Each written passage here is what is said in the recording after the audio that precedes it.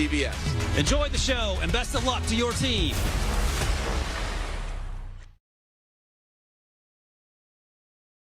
Welcome to CBS Sports HQ, everyone. Get breaking news, Blockbuster trade, highlights, and instant reactions. The largest final round comeback in Tour Championship history. We're down to the final four.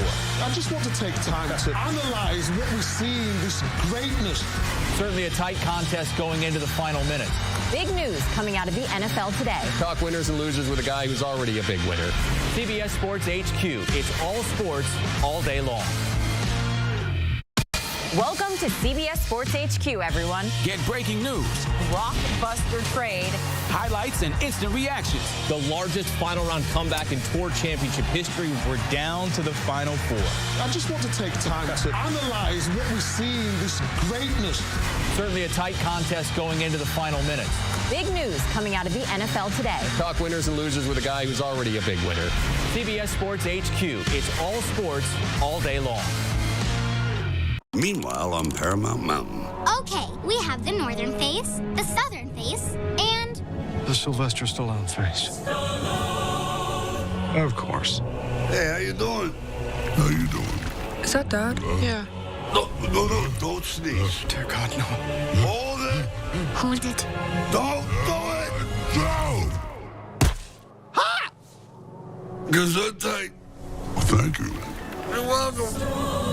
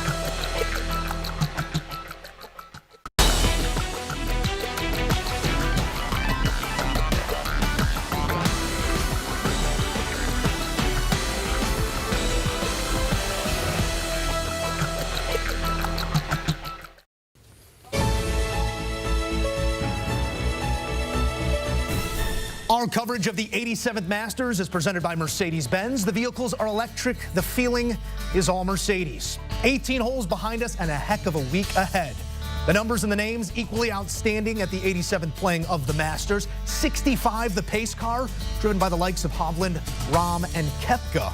Plenty of golf to be played, but those on page 2 and beyond, chasing both leaders and history. Over the last 17 years, only twice has a player come from outside the top 10 after round 1 and donned the green jacket. Both were named Tiger Woods. It is our privilege to take you out to Augusta National, where Kyle Porter and Doug Bell find themselves in the midst of it all. Gentlemen, all-time week coming into form if Mother Nature cooperates to some extent. We'll get there in a moment, but let's start at the top of that leaderboard. Hovland, Rahm, Koepka all end at the desired destination, but they arrive there in vastly different ways. I think it can be said, KP, which of that grouping wowed you most here over the first 18 holes? Well, it really was an extraordinary first round. You don't see a leaderboard like this early on in major championships, and certainly not usually at the Masters. You know, it's almost all stars and superstars here at the top. The guy for me, Joe, was Brooks Koepka. You know, he came into this week with question marks, I think is fair. You know, he wins Live Orlando last week, but what does that mean? It's hard to have, it's hard to provide context for something like that we're not totally sure what it means yet. And so I asked him afterwards, Joe, you know, everybody watched the Full Swing, the Netflix documentary, where he was kind of, I mean, it was a little existential, just the way he sort of was like acting about Scottie Scheffler winning and about his 75-75 performance last year. I said, what changed year over year? You know, what's different from last year to this year? And he said, I'm just healthy. He said, that's it. He said, there's a lot of stuff that you didn't see in that Netflix documentary. And so I was like, okay, what didn't we see, Brooks? Tell me about it. And he was just alluding to the fact that he is seemingly healthier this time this year, at least more so than he was this time last year. Now, Koepka said he's been healthy. He said he's been not healthy a lot of times over the course of his career. I think we've seen that change quite a bit, kind of flip-flop back and forth. So I think it remains to be seen whether he can keep this up. His record, his scoring at Augusta National over the course of his career, it's good, but it's not great. This is, I think, only the second time he's been better than 69. So I'm very curious, Joe, to see, you know, can this continue throughout the week with a bunch of other horses either tied with him or just behind him? Yeah, I tell you, Kyle and Joe, I'm impressed by Jon Rahm. Here's a guy who opens today with a double bogey, a 4-putt. When was the last time Jon Rahm had a 4-putt? And then over the next 17 holes, he goes 9 under par to kind of reestablish himself as the guy, right? Because it's been a 7-week lull since he was so impressive at the Genesis, winning at Riviera. But today, he dominated a golf course that was there for the taking. No wind. There's never rough. Hole locations were very gettable today. And Jon Rahm absolutely dominated Augusta National. So I'm looking forward to what the next few days holds for the big Spaniard. You know, during the practice round, guys, I walked with them playing with Jose Maria Olazabal and Sergio Garcia. Of course, those two gentlemen have won green jackets, and the late Seve Ballesteros won 3. Rahm's trying to join that foursome, and I think today is what he had to do. Maybe that first hole was a wake-up call, guys, like a cold shower, because after hole number 1, he was dominant, Jon Rahm. Now, we likened it to some pregame smelling salts. Rahm was out there and getting it beyond that first hole. Of those guys sitting at 65, none have a green jacket. 2 are major champions prior. One projects himself as the dude, the other plays like the dude, and then there's the mild-mannered Viktor Hovland, who deserves a word here as well. I guess my question here, Doug, would be, following this first round 65, do you see Hovland ready for the moment? Does he have the mind and the stomach, let's say? We know he has the game, but does he have those other 2 intangibles for what's to come the rest of the week? Well, Joe, we shall see, because today was one of those days where he missed only 2 fairways, missed only 2 greens, and he got up and down from some tough spots, and that's kind of been his bugaboo, right? The short game. I know he's been working on it, but today was a near flawless performance for Viktor Hovland, and that's either going to set him in a good spot for the rest of the week, or maybe today was the pinnacle and it's downhill after that. I will say this, though, playing with Tiger and Xander, but that Tiger gallery, I thought Viktor handled it with aplomb. I mean, he seemingly enjoyed himself out there. Yeah, he did. I've always thought his bugaboo, Doug, was actually his wardrobe. It has been a question question mark over the course of his career, and definitely today.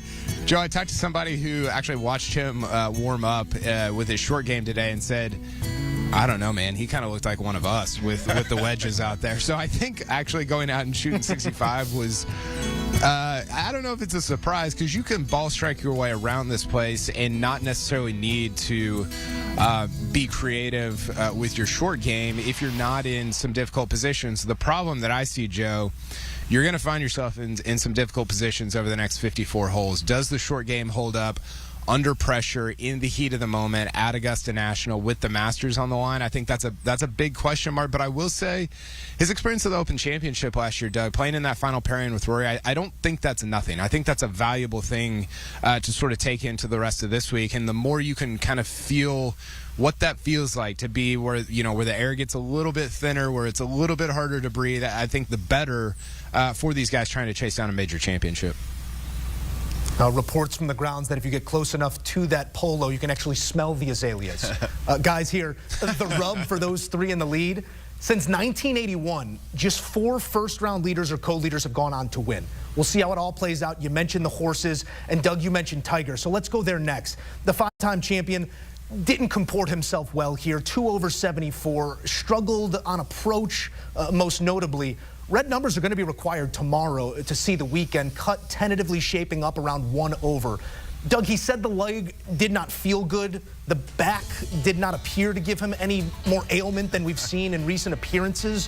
Where did you see the issues here on Thursday for Tiger, Doug? Well, Joe, he also said he was disappointed he didn't go low because he was watching that scoreboard and he saw all the low scores, and so in that regard he was disappointed. But physically, Joe, when you see him in person, this is a broken down athlete. I mean, he struggled getting from the practice area to the clubhouse to the first tee, and then as he limped down that first fairway, it's almost like, oh my gosh. And then of course he had those bogeys at 3, 5, and 7, and it appeared it was going to be a very ugly day. He grinded it out like he always does, but grabbed his back at number 11, hit an awkward shot out of the bunker and kind of jostled a little bit and limped out of the bunker there at 18. So I think he's going to have to do a lot of rehab tonight, and his team is going to have to kind of put him back together, however they do it, with tape or whatever, just to see if he can go out and play tomorrow. I still think he's going to make the cut, but he is going to limp home. There's no doubt about it. Duct tape and gum and baling wire holding the leg together. I followed Tiger for a while on Thursday, Joe, and it was actually the part of his round that was the best. It was 15-16. He makes a long putt for 4 on 15, hits a great shot into 16 for 2. I thought early on it was actually his putting that let him down. Front 9, 3 bogeys, some 3 putts in there. And now some of that's putting, some of it's putting yourself in the wrong spot. At a place like Augusta National, it's very difficult. You can hit a green and be absolutely just in a horrific spot. So I think there was some approach play issues as well. But, I think he's hitting the ball about like we thought. I think we thought he'd be kind of around that cut line like he was last year. I think that's just sort of who he is and what he is at this stage of his career. So hopefully he can make it to the weekend and put together another 4 rounds at Augusta National. Yeah, we talk about him in the lead-up, his presence more than we could even ask for, but then we see him in the moment, and we always seem to want more. Guys, we've been radar watching what feels like for the last 2 weeks now, and it looks like it could be a start-and-stop affair from here on in. KP, if it does get soft out there and we do get the elements in the days to come, does that bring more names into the equation, or could Sunday's leaderboard look like the one we're looking at right now? I think it probably brings a few more names in. Yeah. You always talk about when it's fast and firm, it's the best ball strikers. And I think when it gets softer, you might get, what Jon Rahm has referred to in the past as a putting contest. So that could happen. You could see some guys from outside that top 10. You reference that stat. Nobody outside the top 10 after the first round has won the Masters since 2005, other than Tiger Woods, who did it in 2005 and 2019. So it's just a rarity for anybody to come from outside that top 10. The bigger issue, Joe, is going to be the guys that are inside the top 10. How does somebody who's T17 or T30 right now jump into that group? Because you've got Rahm, you've got Koepka, you've got Hovland, you've got Scottie Scheffler, who shot 68 on Thursday. It was about as easy as 68 as you can imagine. I think he was second in the field in strokes gained tee to green, behind only Jon Rahm. And Scheffler just, man, he puts easy 68s together, which is how you win major championships. It's certainly not as easy as he makes it look. But everybody outside that top 10, whatever happens with the weather, they've got more of a Scottie Scheffler problem than they have a weather problem. Well, those top 3 guys have the early-late rotation there, and the weather's supposed to come in late on Friday, so we shall see. Again, I don't think it's going to rain hard enough to mess things up for these guys, and I still see Rahm and Koepka and even Viktor Hovland, unless he gets crazy with his irons and starts putting it in awkward spots like Kyle was talking about. I still see those guys playing well and being there near the top heading into the weekend, even with weather kind of iffy. Yeah, Koepka does have the earliest of the trio at the top of the leaderboard when we're talking about Friday tee times. It's going to be a whole lot of fun to watch it play out. Let's just hope we get to watch it play out. Fellas, great work as always. Enjoy the time there at Augusta. And don't forget, for all the coverage, the iconic green jacket handed out once again. You can watch it all come to pass. 3rd and 4th round coverage of the Masters on CBS and streaming live on Paramount Plus. Coverage Saturday beginning at 3 p.m. Eastern, followed by final round coverage on Sunday, 2 Eastern time. We'll have post-round reaction right here on CBS Sports HQ. And there is but only one place to be for all of your tour needs. That's with our team on the First Cut podcast, round by round, week by week. Our team led by Kyle Porter, Rick Gehman, bringing you all of the latest on the tour you love. Download, subscribe, and enjoy the First Cut podcast. And coming your way next, it's the First Cut Takeover. Our guys from Augusta to Vegas, the numbers, the words, the stories. It'll all be broken down on a can't-miss podcast coming your way next on CBS Sports HQ.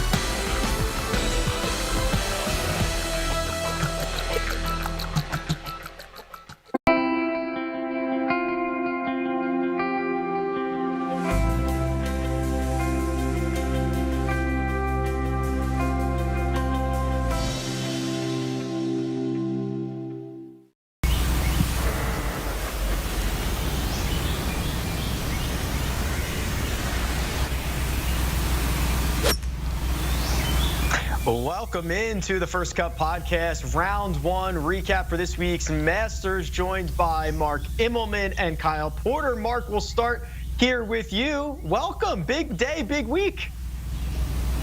Yeah, big day, big week. The weather today was perfect. The golf course was there, in my opinion, to be had, but some of the hole locations were sort of treacherous, some, and if you hit poor shots, they were going to trip you up. But if you played well, it was there. And certainly I felt like the guys later in the afternoon had the best time of it. But the winds we were expecting laid down a little bit, so you had to make hay today. There was no doubt about that. Kyle Porter is here. KP, you are actually there, my friend. I hope you brought some layers, because I think that was the best of it that we got on Thursday. Yeah, it for sure was. I don't know who allowed me out here to talk about the Masters in front of the par 3 course, but it's a ton of fun, and today was great. You know, it was actually very, very hot out here for most of the day, and I agree with Mark. You know, the scoring average, I have it written down, it's the lowest since... It's the second lowest of the last 6 years in terms of first-round scoring average. The only one lower was 2020, which obviously was very different conditions. So I think that's the best scoring day that we'll probably see throughout the week. Well, 3 big names at the top of the leaderboard, all carding 65s on this Thursday. Let's start with our beautiful boy, Mark. Viktor Hovland goes out and shoots a bogey. Hold on. What? You don't like that? the real beautiful boy is Jordan. Not anymore.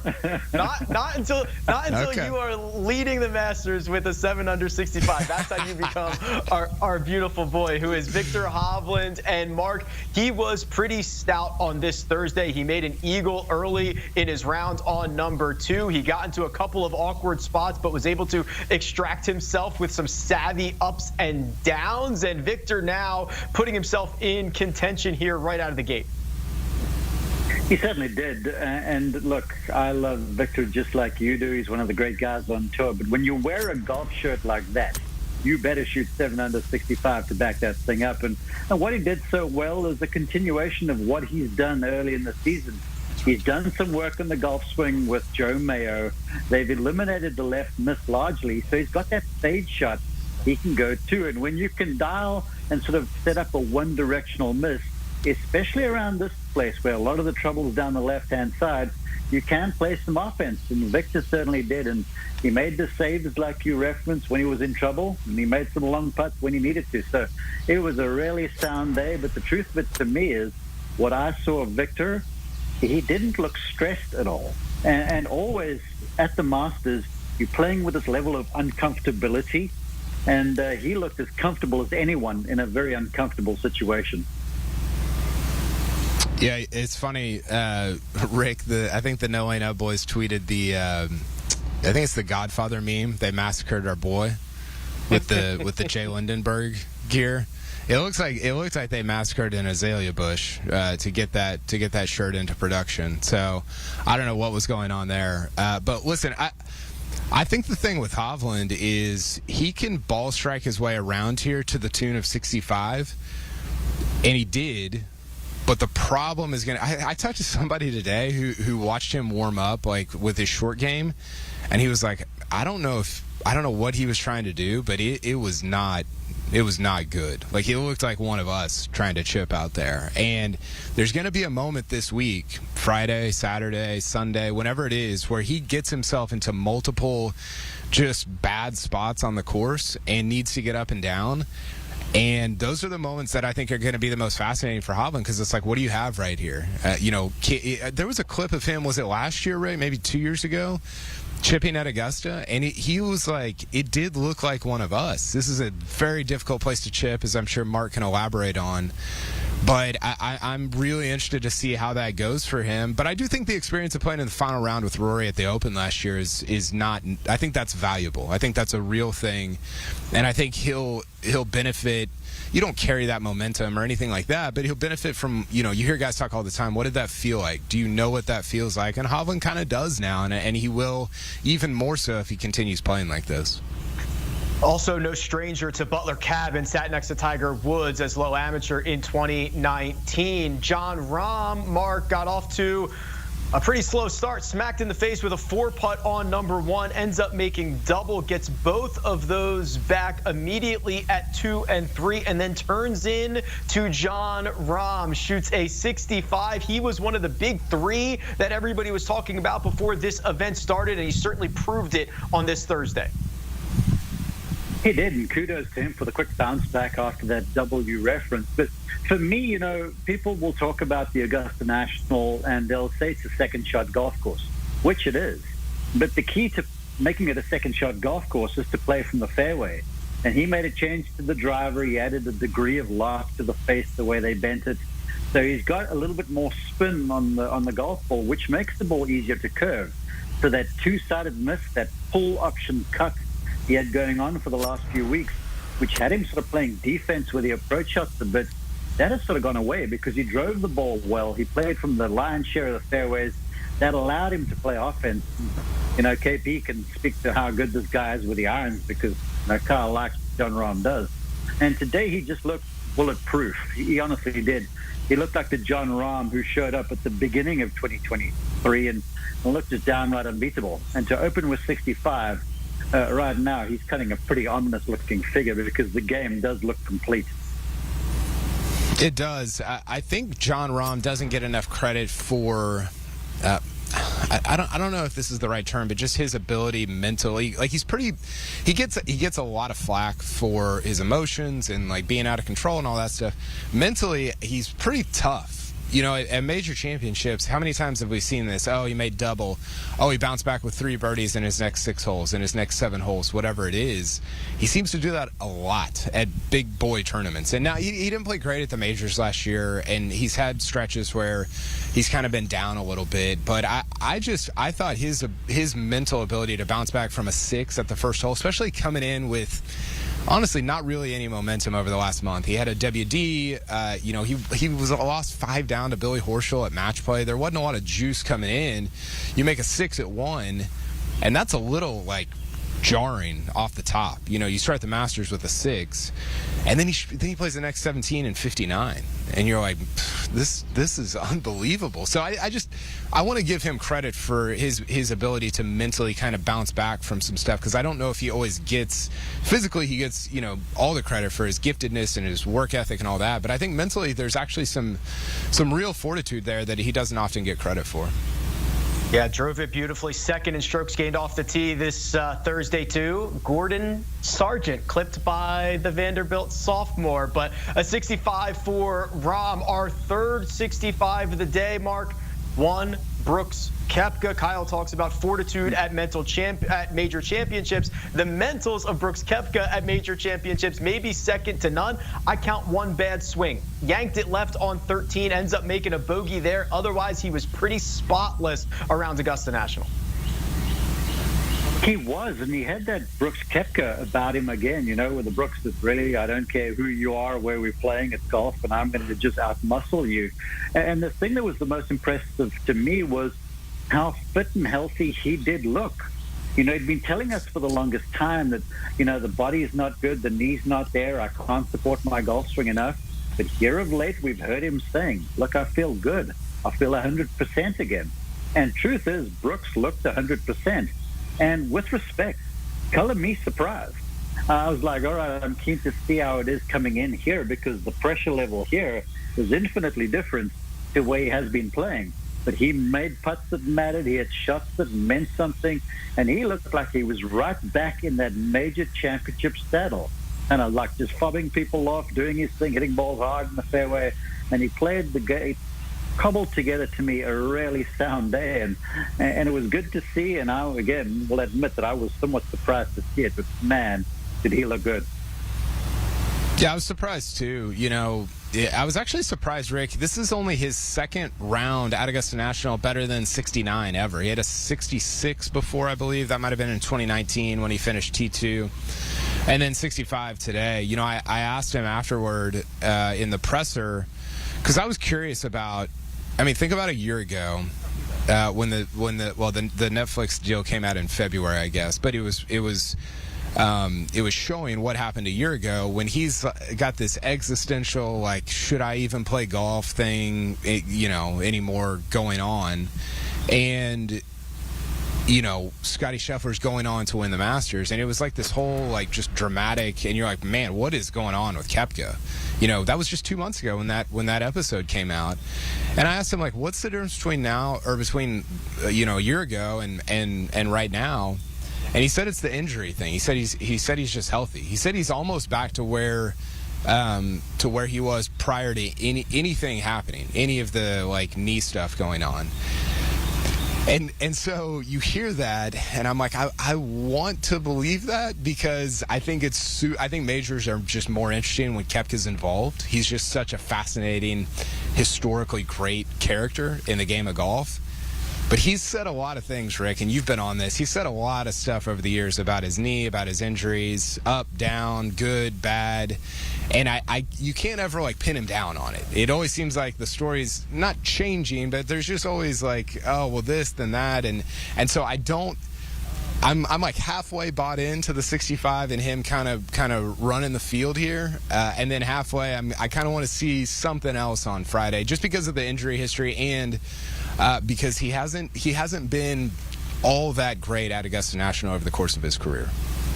Yeah, Brooks Koepka, not necessarily always the most reliable narrator out there. We got to part ways with KP here shortly, so I want to bounce this one right back to you, Kyle. I think you got a chance to follow Tiger Woods around the golf course today. It was a laborious 74 that looked like rust out of the gate. He got a couple of birdies back on 15 and 16 before drawing an awkward stance on 18 in the fairway, which led to another bogey. He's got a little bit of work to do if he wants to be around for the weekend. Yeah, I think I'm going to give you two more notes after Tiger also before I get out of here. But I think on Tiger, it kind of is what we thought it would be, right? I don't know that this is any different than we were kind of all talking about on Tuesday when we did the First Cut podcast. It was cool. I was on 15. He makes a 4 on 15, makes a long birdie putt there.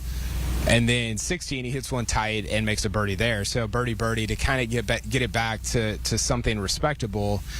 But he was, it was really hot out here, and he was laboring. And this is just, I said this last year, Rick, and people just rip apart anything when it comes to Tiger, but there's not really a scenario in which the leg, the trajectory is not that it gets better. It's that it maybe stays the same. Maybe the pain's less for 2 days, and then it's harder for a day. It's not going to be a linear trajectory. So I think this just is what it is, and I think what that means, as people are starting to sort of come to grips with, is he's not going to win another major championship, and that's okay. Like, that's an okay thing. So that was kind of my takeaway a little bit from his first round on Thursday. Can I give you my two other notes from round one? Yeah, absolutely. Fire away. Okay, real quick. Gordon Sargent, the amateur, astonishing. I mean, I watched him with Zach Johnson and Jason. I know he shot 76. I don't know what it was. He hit a ball on 3 that the speed and the transition from the top, it was just like, I don't know what I'm watching here. And then he makes 7 from like 30 feet away from the green. So the short game was also like, I don't know what I'm watching here. And then the other thing is Scottie Scheffler's going to win. 68 on Thursday. It's I tweeted this out, but the Spieth trying to shoot 68, it looks like, the Cirque du Soleil out here at Augusta National, and Scottie shooting 68. It looks like just the easiest thing in the world. It's not easy. It's extraordinarily difficult to shoot 68 at Augusta National, even on a day where the scoring average is down just a little from what it normally is. And it's just, he makes his 68s look so easy. I think it's going to be him and Rahm on the weekend. Those have been the two best guys this year. It would be very fitting, I think, if the two best guys so far in 2023 coming in duked it out over the last 2 or 3 days at Augusta. Yeah, it certainly feels like we are trending in that direction. We are going to say goodbye, Kyle Porter. Always a pleasure chatting with you. Mark Immelman and I will continue this conversation on the other side.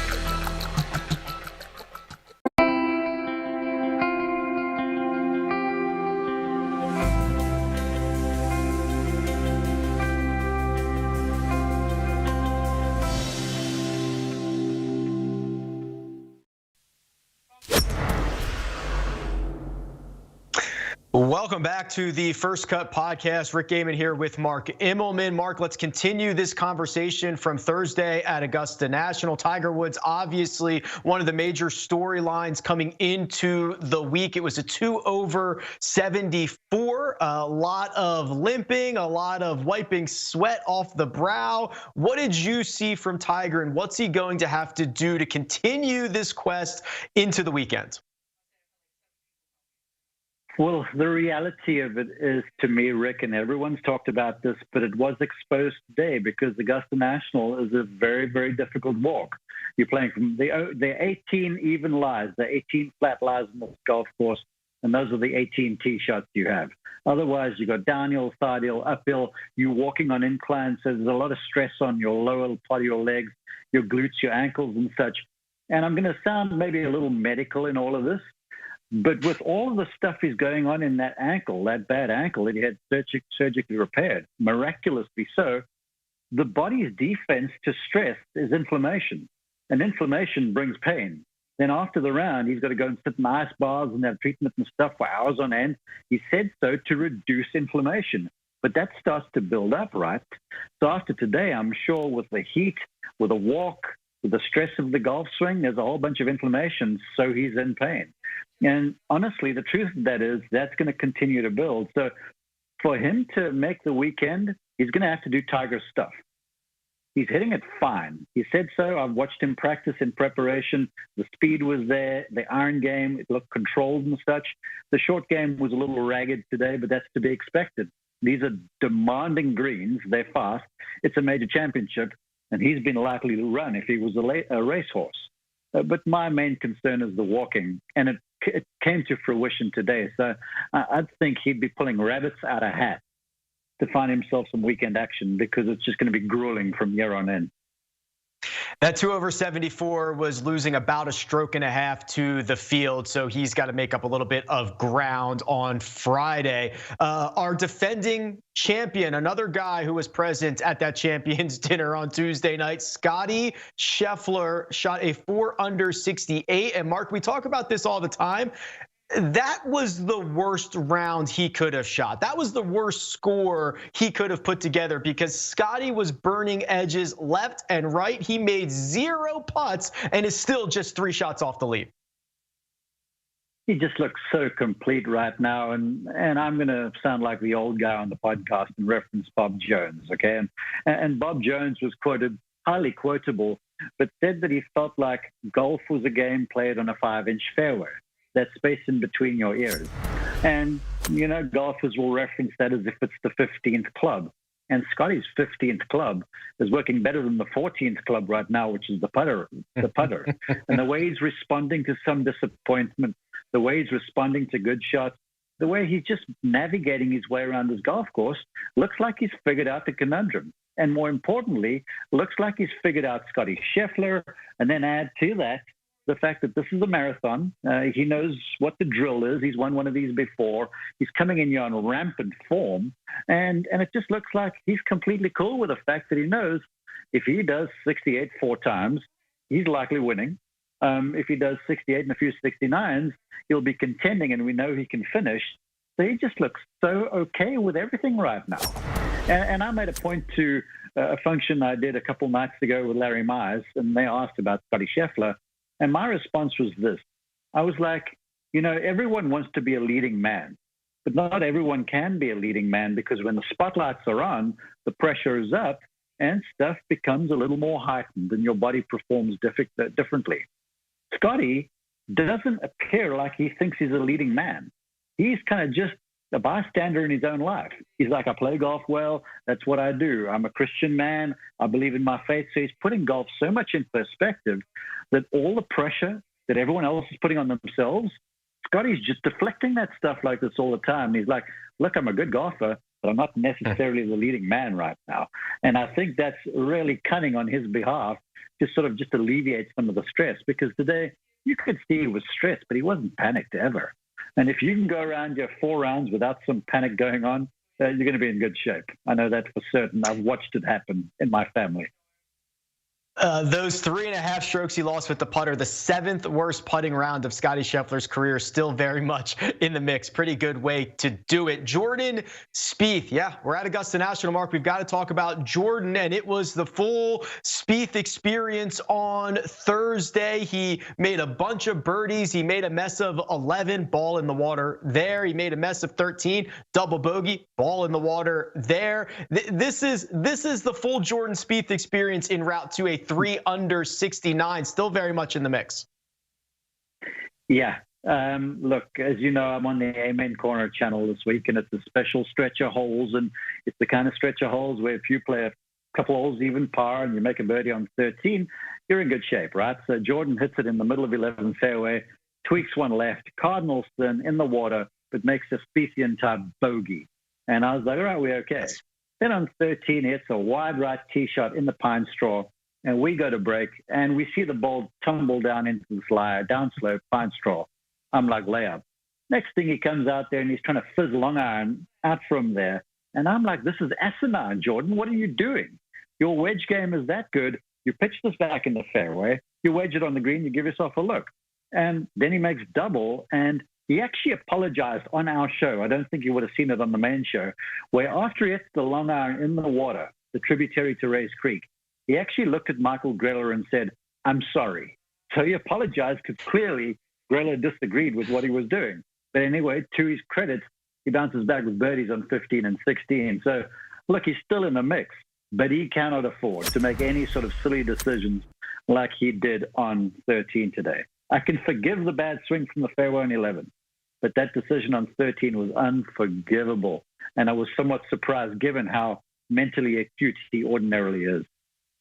The way Michael Greller handed him the next golf ball looked a lot like "I told you so" in that moment.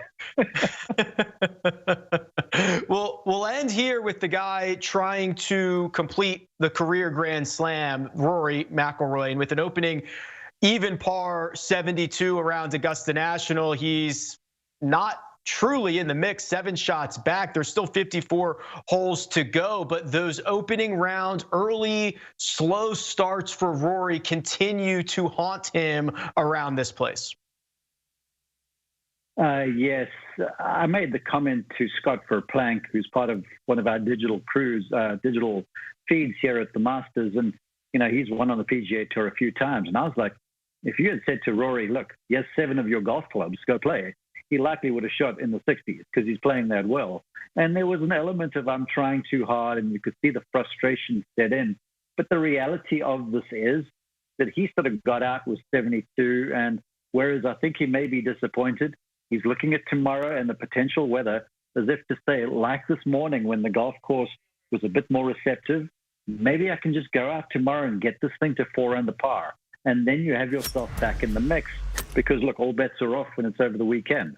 Bob Jones said as much. If you're within 10, he believes you can win around here, and that is a truth. That's a truism. So for Rory, it's time just to sort of let it fly a little bit, not be rambunctious and hit silly shots, but be cautiously aggressive. And when you pick a when you pick a defensive target, make an aggressive swing. And when you pick an aggressive target, make sure that you commit to the club in your hand. None of this wishy-washy 50-50 stuff, because that's what I was seeing. And then you get the ball on the wrong side of a slope, and all of a sudden you make a soft bogey. So is today what he wanted? No, not by any stretch. But look, at least it wasn't like the 75s and 6s we've seen out of Rory in previous Masters. All right, Mark, you've seen 18 holes of play. There's obviously still plenty to go, but I'm going to put your feet to the fire here. Who is going to don the green jacket come Sunday evening? I've been saying this for the entire week, just the way Scottie Scheffler is playing. And this is with respect to the current guys. Because if you look at the leaderboard, it's like it's utter blue chip. You got Burns, you got Rahm, you got Adam Scott, you got Cameron Young, you got them all. They're all up there. So it's going to be a tussle. This is for certain. But I've been saying if you stay in front of Scottie Scheffler, you're going to win. And Scottie Scheffler just has to keep doing Scottie Scheffler stuff. He just looks like he's completely not unfazed, but he's okay with whatever happens. And that is one of the keys to success in golf, is to care enough not to care. And Scottie looks like he's somehow got that thing going on. Oh, and add to that, he's hitting the ball fantastically well and long.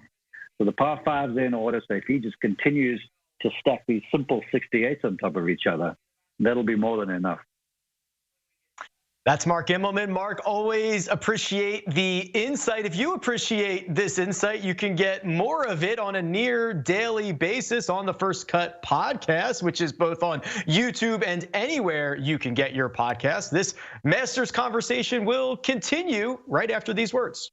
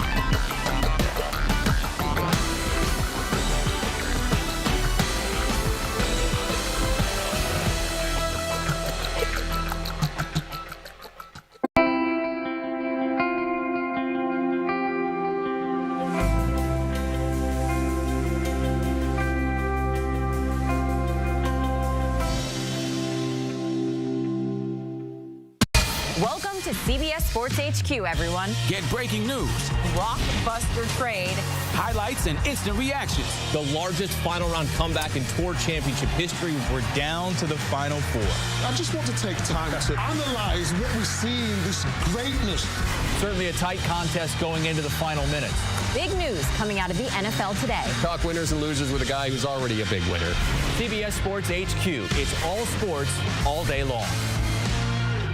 Meanwhile, on Paramount Mountain. Okay, we have the northern face, the southern face, and the Sylvester Stallone face. Of course. Hey, how you doing? How you doing? Is that Dad? Yeah. No, don't sneeze. Dear God, no. Hold it. Hold it. Don't do it. No. Ha! Gesundheit. Well, thank you. You're welcome.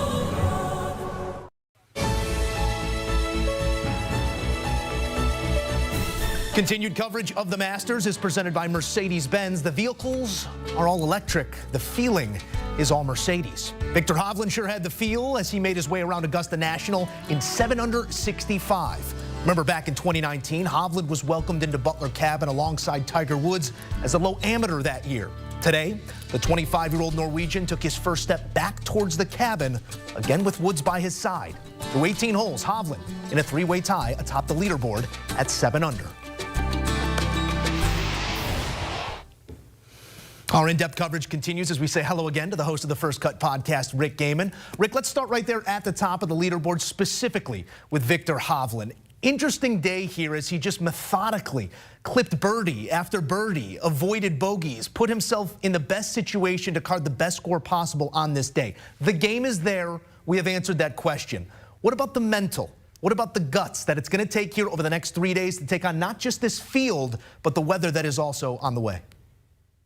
It's certainly a great question, Joe, and I think I want to point out, obviously, it's a three-way tie at the top of the leaderboard. But as this day rolled on in real time, it felt like Viktor Hovland was playing a different golf course than everybody else. I mean, he was multiple shots clear of everybody seemingly the entire time that he was playing, which is a little bit scary when you look up at leaderboards and see yourself that far ahead, because your mentals immediately go to, oh boy, like there's a regression coming. I thought Viktor did a really nice job of continuing to keep his foot on the pedal and continuing to hold his breath. But now this is the tough part, right? Sleeping on the co-lead at the Masters is not easy for anyone. Luckily, Viktor is usually able to compartmentalize kind of what's going on the golf course and what's going on off the golf course. I think that when he steps inside the ropes and he starts playing, he's going to be just fine. He's going to be able to lean on Shay Knight, his caddy, as a voice of reason, and they're just going to go through their process. He's a very routine-oriented golfer, so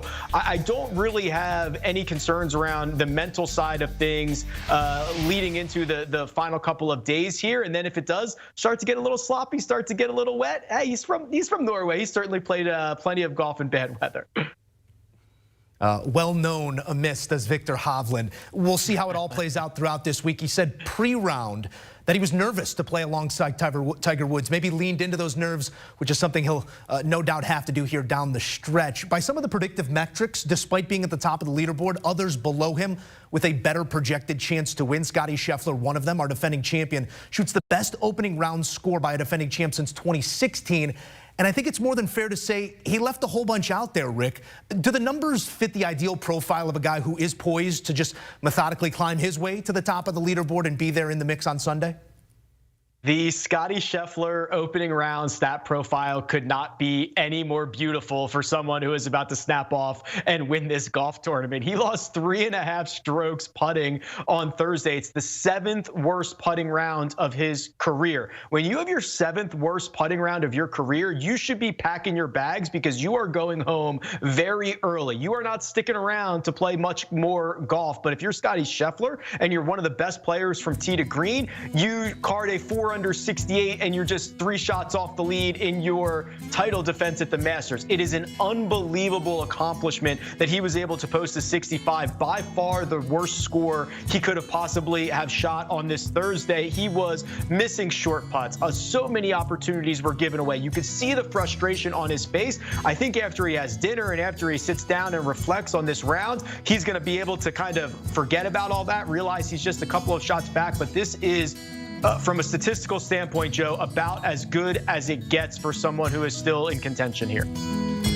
And there you see it, 68. I know you have Viktor Hovland on the mind at all times with that 65, Rick, but 68 here in the opening round for defending champion Scottie Scheffler, who's really on that line of demarcation. Every Masters champ since 2006 has been inside the top 11 after the first round. That line is 4 under in this given tournament. Let's talk about Rory McIlroy, because there wasn't a whole lot to talk about regarding Rory McIlroy on this day. 15th Masters appearance, the lone major that eludes him. Thursday's performance sort of suggesting we won't need to alert the Taylors until that next year at the earliest. Even par 72. On a day when they ran, he walked. I think that's fair to say. When you take stock of what McIlroy was able to do here, is this just, again, sort of a copy and paste year that we see time and again here at the Masters for McIlroy? Unfortunately, that's a pretty accurate description, Joe. And I think that his round on Thursday was fair. It was fine. He technically gained strokes to the field with that even par 72. And unfortunately for Rory McIlroy, just gaining a little bit to the field's not going to get it done, especially as we got the best conditions that we are going to get all week long. Some of his peers who have plenty of major championship victories have gone out and separated themselves from him, and now he is playing catch up from a spot that you don't want to be. He told us earlier in the week that chasing at Augusta National is very difficult, and he's right, because when you start trying to bite off more than you can chew and you start trying to take on more reward and more risk at Augusta National, sometimes it just jumps up and bites back, and you start making bigger numbers. This is not a golf course that you want to chase on. It's why most of our champions are within the top 10 after the opening round. Rory McIlroy does not find himself there. So he's either going to have to kind of defeat history, not only in terms of chasing on a golf course that you shouldn't be chasing on, but trying to chase down being the 6th golfer to ever complete the career Grand Slam. There's just so much history on the line. Unfortunately, Rory has not played himself into it after 18 holes. And there could not be a worse Masters to chase at. McIlroy looking at a trio of 65. The only other time that we had 3 players at 65 or better through 18 holes was 2020, our November Masters, when a scoring record was recorded. Rick Gehman, you know we're going to do it each and every day. We got to hold you to the fire here. Your pick to win the 87th Masters after 18 holes is who?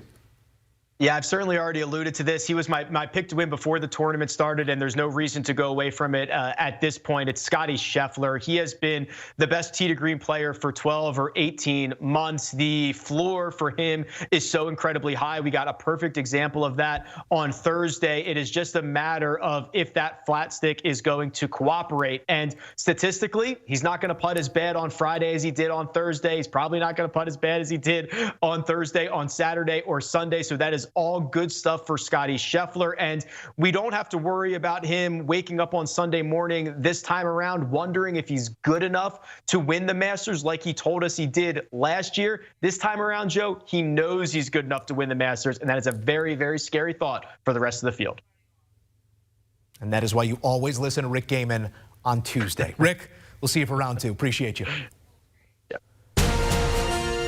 And don't forget our guys breaking it down round by round, week by week on the premier pod in all of golf. It's the First Cut Podcast. Rick Gehman, Kyle Porter, the whole gang taking you under the ropes and into the action, including can't-miss live podcasts from the Masters.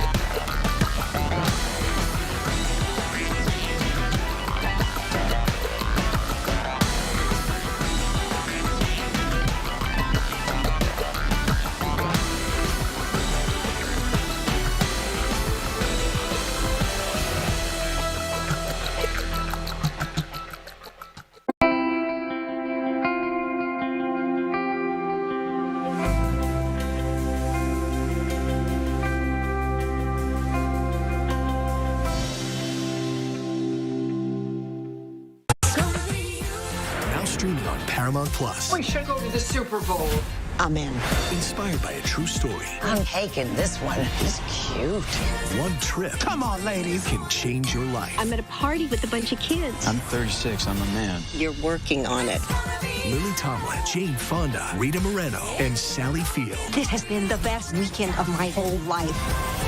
Why is champagne such a violent beverage? Baby for Brady, rated PG-13. Now streaming on Paramount Plus. The UEFA Champions League on Paramount Plus. 9 months of heart-stopping, hold-your-breath exhilaration. That's brilliant! With more magic and more drama. While the former Bavarian nails the back of the net in Barcelona, an American trades his stars with zebra stripes, and a Norwegian creates sky blue spectacles.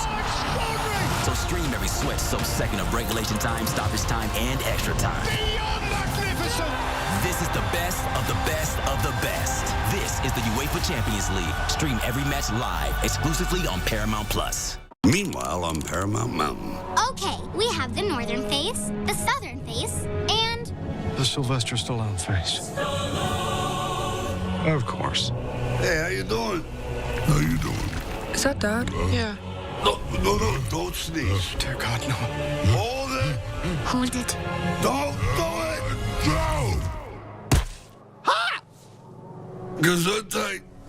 Thank you. You're welcome.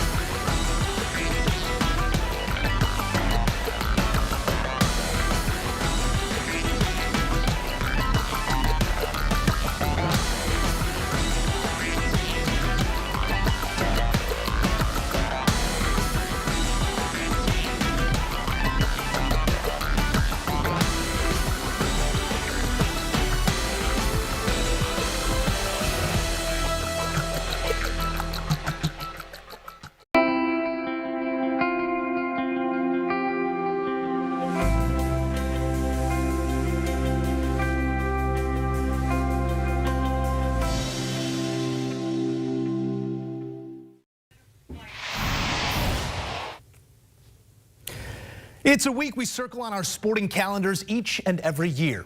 The start of major season and the scent of spring's renewal. opening round of the 87th playing of the Masters did not disappoint. With greatness in the air, circles were the theme as the best in the world set a lofty precedent on Thursday. 88 players seeking their place in the history books. 2022 Masters champion Scottie Scheffler looking to become just the 4th player in history to successfully defend that jacket. Jack, Nick, Tiger, perhaps Scottie. And there is Jack, starting with our ceremonial tee shot from the 6-time champion, the greatest Masters champion, and hands raised just as they were in '86. Legends tend to be around every corner you look here at a place like this. Tiger Woods making his 25th Masters appearance. The 5-time champion could match Jack with a win. 22 straight made cuts at the tournament, including last year's gutsy effort, but it would take guts to get through this 18 as well. Woods a bogey there at the par 4 third. Now 2 over, we find him at the 7th hole, and that's a hard lip for another bogey. Moves to 3 over. Tiger turned in 38, but not giving in. Here at the par 5 15th from 27 feet. Left to right to the bottom. A birdie and a roar for Woods from those patrons. It's a 2 over 74 in round 1. It will take some work to make that cut come Friday. Viktor Hovland, his 4th career Masters appearance. Never finished better than 21st, but had it on all systems go Thursday. Par 5 second, the big bird, an eagle. Jumps him quickly to 2 under. Now at 4 under, the par 4 ninth, looking for more. From about 46, staring it up and down, and pulls the string on one to about 3 feet. Would make the birdie to turn in 5 under. Hovland on the 2nd 9, efforting more. 37 feet, all sorts of break. Got it. To 6 under. He would birdie again at 13, a career low round in any major. 7 under, 65. The bar is set. Again, Scottie Scheffler looking to make it back-to-back. Walked out of Augusta in green a year ago, enters the same way. Here at the par 5 second, Scheffler from 199 to a kick-in eagle. Still got it. That syrupy stride, the native Texan getting quite comfortable around these parts. Here at the par 4 ninth, Scheffler, again, just daring the edges of the greens. Makes another birdie there from 7 feet. A 4 under 68. Scottie did leave a few out there as well. Betters his 3 under 69 from his opening round a year ago. You know, this whole thing began as a celebration of amateurs around the game, and we still celebrate. 2022 amateur champion Sam Bennett, hooping one at the par 5 second to move to 3 under in a hurry. Then at the par 3 6th, Bennett from 23 feet to 4 under early. Bennett would finish right there at 4 under, but a heck of an opening round for the U.S. amateur champion from a year ago. Jon Rahm, only 3-time winner this season, but they all came early, has since cooled. And a cold start for Rombo. That was a par putt from 8 feet. Here the bogey coming back. A 4-putt double for Jon Rahm. 2 over right out of the gates, but Rahm would bounce back. Grinded his way to even par and then back to red numbers at the par 4 7th. Rahm keeping it rolling here at the par 5 8th from 249. Imagination required around this plot of land, and a whole bunch of it in that one. Good and getting better. Rahm, a double circle, another eagle. Moves to 3 under. Started with a double, and here he is. Working his way into the mix. Almost holes one from the backside of number 15, where big numbers are made. Instead, another birdie for Rahm to 5 under. Now at the closing hole, his approach from a buck 52. A birdie at the last would get him to 7 under and into a tie for the lead. Lowest score in any round in Masters history after starting with a double bogey or worse. Jon Rahm making things difficult on himself, but he likes it. How about Brooks Koepka? Missed the cut in his last 2 Masters appearances, but back in full health. Best finished T2 back in 2019 when Tiger went on to win there at Golden Bell. Cards a circle of his own to get to 5 under. Then the par 4 17th, Koepka from 17 feet. His yellows were not matching, but all of the shots were. To 6 under. Could he make it back-to-back coming home from a buck 52? Another birdie opportunity, and one he would execute. 7 under for Brooks Koepka as well, into a 3-way tie atop the leaderboard through 18 holes. Jon Rahm, Viktor Hovland, and Brooks Koepka matching 7 under 65, your co-leaders after round 1. As we take a look at that leaderboard, some other notables not on the first page. Jordan Spieth, T13 at 3 under after a 69. Could have been better as well. Justin Thomas would tell you the same after his 2 under 70. And if history tells us anything, the champion likely to come from this first page of the leaderboard. Get up early, have some coffee. Friday tee times moves up 30 minutes due to some inclement weather on the way. Let's hear from our leaders, beginning with Viktor Hovland and his thoughts to begin the day. When Shea told me on the practice area, because I wasn't on my phone checking it, when he said we were paired with Tiger, my heart kind of went a little bit further up in the throat, and I just noticed, wow, this is going to be exciting. Heart rate started going up, but after that, I calmed myself down and just kind of thought this is going to be very exciting. You got to just embrace it. You can't be scared or anything like that. If you want to win this tournament, you can't be scared about playing with Tiger, so you just got to overcome things like that. What were you thinking after you were walking off that first green? A couple different things. If you're going to make a double or 4-putt or anything, might as well be the first hole, right? I guess 71 holes to make it up. After that, it was more... I was focused on the fact that all the strokes were good. The reads were good. The roll was good. Obviously, the speed was off on the first 2 putts. Once I kind of accepted that there was nothing really to look into, I just got to work. I had 17 holes to make up, and I've always told Adam, and I tell a lot of people that ask me about the Masters, if you can somehow make it through the first 6.5 holes, and what I mean is putting the ball in the fairway on 7, and you're around even par, I think it's a pretty good start. Looks like a lot of great athletes you've used doubts or slights or chips on your shoulder to reach the pinnacle of the sport. What's your motivation now? Honestly, I just think of all those hard times. Think of the lady Heather that was doing my rehab, just to play Augusta in 21. Ricky was with me. I just remember biting down on a towel and tears were coming down my eyes as she was trying to bend the knee. So I figure if I can go through that, I can go through anything. I don't really think about it as just a major. It's Augusta National, so it's a Masters. You better show up. I just count out the last 2 years, not feeling good, but yeah, if you win, you're fine. We are in store for a show in the days to come. Historical scoring here on Thursday. A trio of opening round 65s only happened once before. That was the 2020 November Masters, in which scoring records fell.